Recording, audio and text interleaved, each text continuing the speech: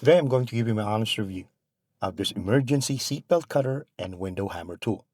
This tool comes in two packs, which is great because I have two vehicles. And when it comes to this tool comes with a wall mount holder. This wall mount holder can be mounted to your car using screws, or you can also use a 3M sticker, which will also do the job. And make sure to place this tool in a location where you can quickly and easily grab it in time of emergency.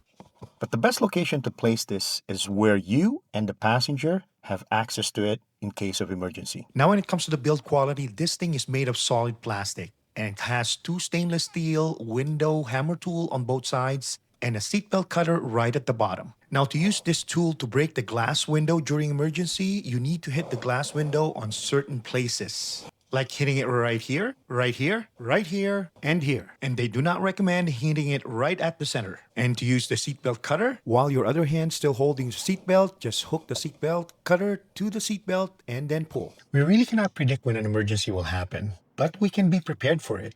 So for peace of mind on the road, this emergency seatbelt cutter and window hammer tool is a must-have to keep in your car. So get yours today. And thanks for watching.